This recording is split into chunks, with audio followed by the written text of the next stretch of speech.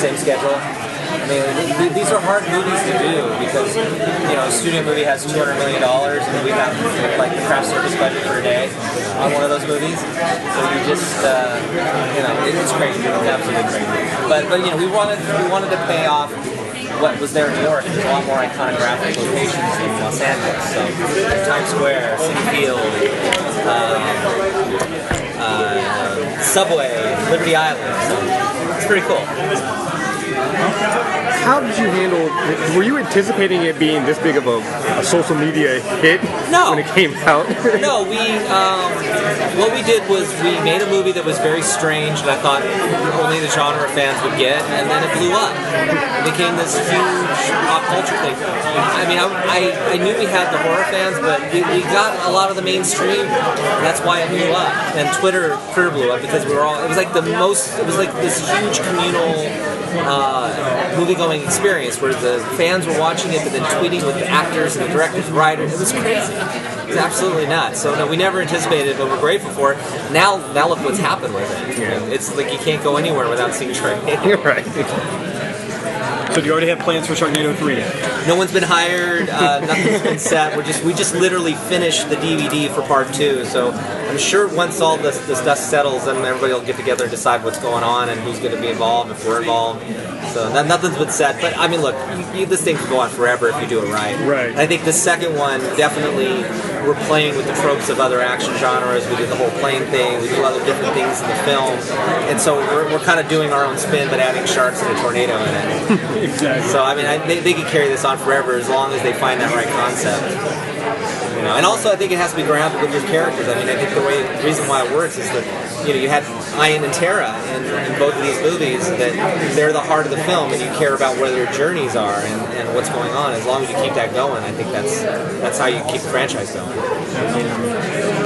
But in the back of your head, well, we keep saying we'd love to go international, but I mean that for selfish reasons, because obviously we'd like to travel. I mean, it was fun going to New York for 2 months. I mean, I had a blast there, so it was a nice vacation. So I mean, to go to Paris? Yeah, it could be anything. But you know, again, this is stuff that no one's really decided, and you know, I mean, there's been talk about stuff, but again, I think it's too soon to tell. And this was a hard movie to do. We shot this in late February in New York with terrible weather, and you know, every day was a challenge to figure out how are we going to do this. What are we going to do? We got bad weather. We have this actor. We have some cameo coming.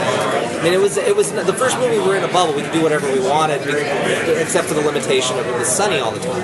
We're doing a storm in Los Angeles, the storm movie in Los Angeles, and every day we had sunny skies, so we had to hide. New York, we had this horrible weather, which was wonderful, but now you had everybody being aware of us. We had paparazzi on the street. We're trying to shoot around. It was nuts. And then we would get calls the night before going, this person wants to be in this movie, write something now.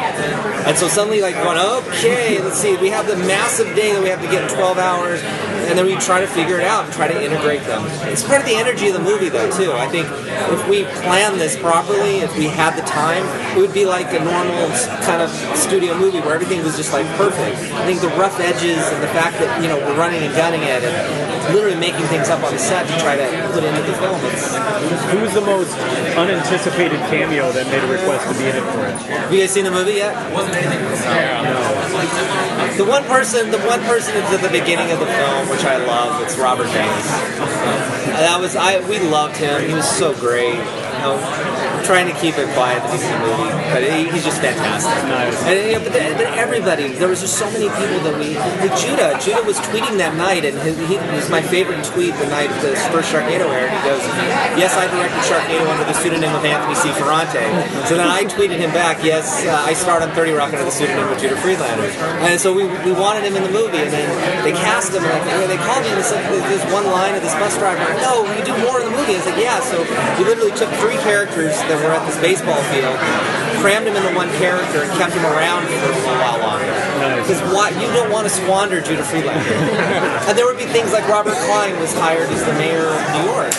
Like, there was one line written. It's like, you don't give Robert Klein one line. So it's like, I'm giving you more stuff. You okay with that? Yeah. And it's like, okay, say this.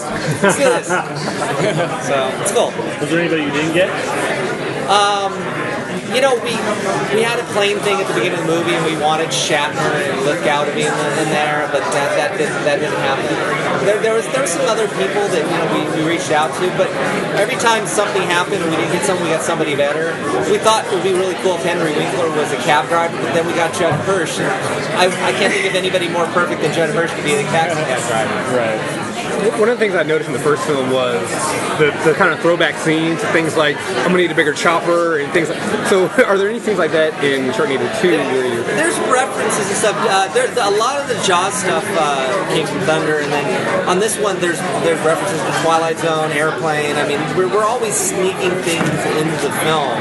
Someone was mentioning that when they saw the trailer with the rolling Statue of Liberty head, that you're paying homage to Raiders of the Lost Ark, and that wasn't the intent. Actually, in the script, I had this thing in my head that I wanted the Statue of Liberty head to get decapitated, and the two truck drivers, the garbage truck drivers, are playing a game of Pong with the head to divert it away from the crowds and stuff. And then when we got to set, they go, you got one truck. It's like, so then you're sitting there going, okay, how can I make this still work? And so suddenly it's Raiders of the Lost Ark by default. You know? The last question, please. How important is it to keep Jeopardy real when it's so much around? Is that kind of important? It's so important. Part of the key to this movie. I mean, you've seen movies that try to do campy, and it's like everybody's over the top and the idea's over the top. I think what we did was we wanted everything grounded. And if you ground the characters, you have your comic relief characters like Judd Hirsch or John Hurd in the first movie, but they have to believe that they're in it. And if the action and the jeopardy is there, then you kind of buy it, you know, or at least you forget how ridiculous what stuff is going on. I think that's part of the joke. You in the horror movies, I did a lot of horror films as a director. I've written them. You know, you get one gimme. You can have a ghost, but you can't have a vampire too, unless it's a mashup. You pick one, and that's how you do it. And here, your crazy thing is the Sharknado. If suddenly we start throwing other things, like here's a squid or something else, it takes away from the fact that this is Sharknado. So you get that gimme, and then everything else has to follow suit, including the actors and the characters and the performances. I mean, Matt Lauer and Al Roker are in this movie. They're brilliant, and they add validity, but they don't ham it up. They're playing sort of a heightened person, their heightened selves within the confines of a Sharknado movie. They're a big part of the film. Get your act together, my life's a movie. I leave you in that act forever. My life's like a movie. My life's like a movie. My life's like a movie.